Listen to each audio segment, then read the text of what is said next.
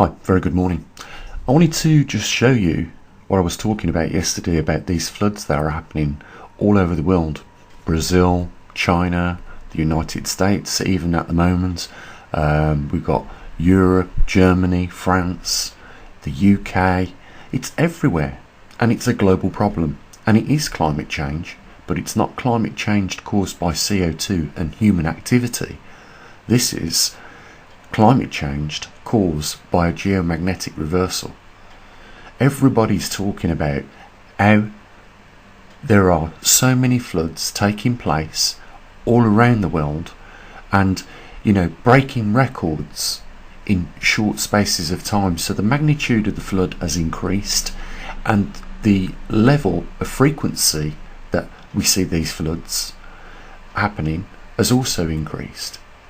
So let's just take a look at some of the places where it's flooded, not just in the last few weeks, but we'll go back a few months just so that we can demonstrate that this is a global anomaly that is taking place. And then we'll have a look at some of the science behind, how a geomagnetic reversal can set up circumstances that will cause floods. So let's just have a look. We've got Minnesota, Texas, let's go down. China, Safe Barbados.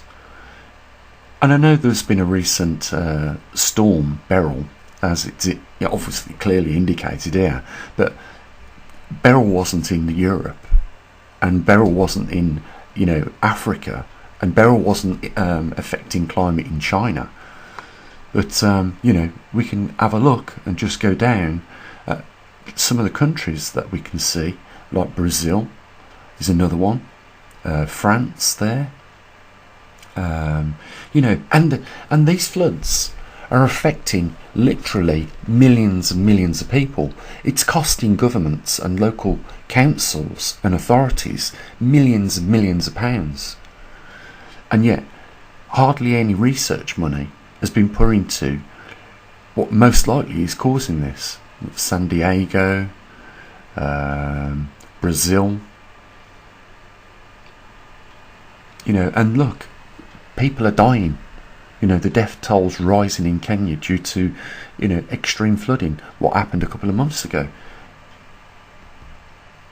Minnesota there, Switzerland. And, if we keep going down this list, the countries that we're going to see the floods that have taken place are, all over. So let's have a look at some of the anomalies that could lead up to the causes of these floods. Let's have a look why we say climate change is caused by a geomagnetic reversal, not by the El Nino and sea warming or cooling. It's caused by the jet streams. The water doesn't come out the sea. I know that evaporation does take place around the tropics more than it does over the northern and southern hemispheres, but we know where the water's carried and what is carrying the water. It's the jet streams. So let's have a look at how a weakened magnetosphere can set up the conditions for more rainwater, because that's what it is the cause of these floods and breaking record floods. Let's have a look at how the rainwater gets into those jet streams. So this is a flowchart I created a short while ago, but it demonstrates that there's two things that are causing an increase in cosmic rays, which leads, as we'll go through the flowchart, as you'll see, to an increase in water vapour going into the jet streams. So you've got grand solar minimum, and that's caused by low solar activity or low sunspots. This leads to a weakened heliosphere, which is the bubble that protects our solar system. So when we get a low solar output, we have a shrinking heliosphere, and of course that allows more cosmic rays into our solar system. Then we've got currently taking place a magnetic pole reversal, and this leads to a weakened magnetosphere, and that leads to an increase in the cosmic rays in the Earth's upper atmosphere.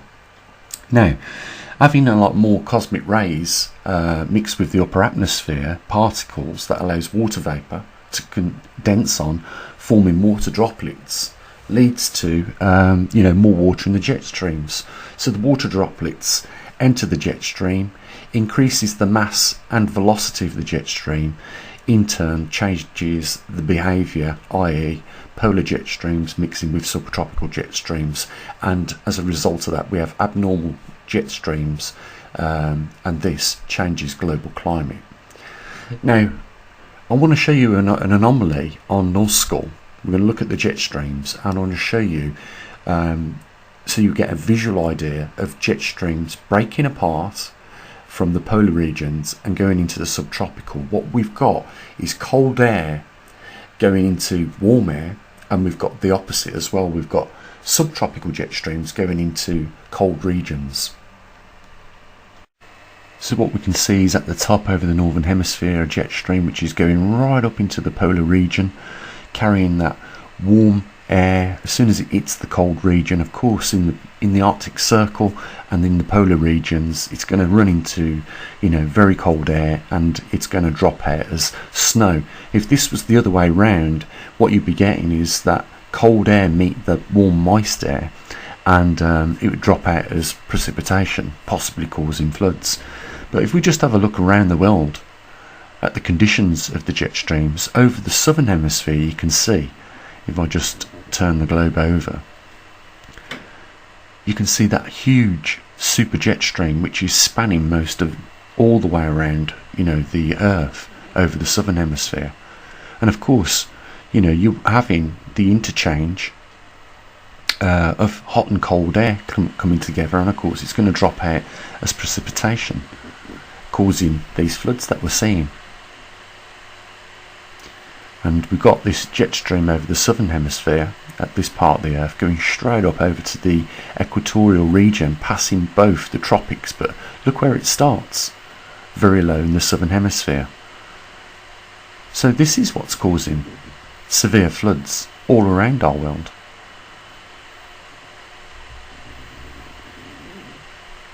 I'll just circulate so you can see the jet streams, and we get back to where we started.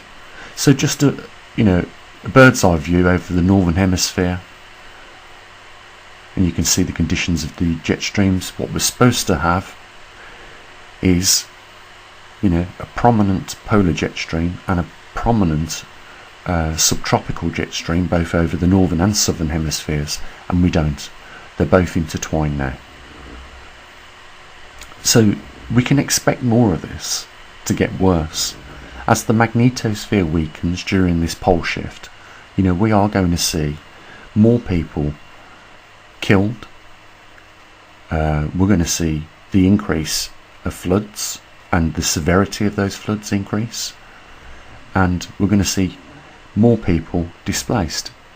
And world governments, I don't think, have actually calculated the costs of these floods, because there's nothing they can do to stop them, but they can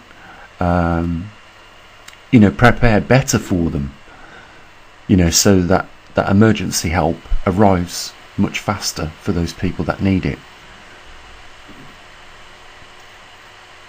But yeah, that pretty much is the story of these floods, and they've been on the increase for a good 20 years now, and that's because the magnetosphere is weakening constantly as we see the North Pole migrating over the northern hemisphere.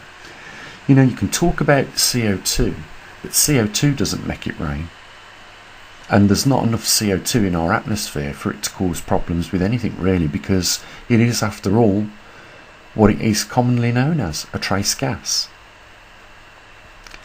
Guys, if you got something out of the video, we truly would appreciate a little bit of support. There's a PayPal link down there if you'd like to click on it. I know it does take a little bit of time and effort to fill out the form, but without that, we can't keep going doing what we do here for you guys. And if a few more people do click on that link and use the PayPal link, we might even possibly bring back the positioning of the magnetic North Pole back to YouTube for you guys, and so that everyone benefits, because as we can see, this is a global problem. And we are hearing about people, even in our own countries, that are at the blunt end of the destruction of these floods, caused by simply an Earth that is going through a very rare period of time, and it is causing that anomaly, the Earth's magnetic poles to reverse. I'll say what I usually do. You take care of your loved ones. As always, bye for now.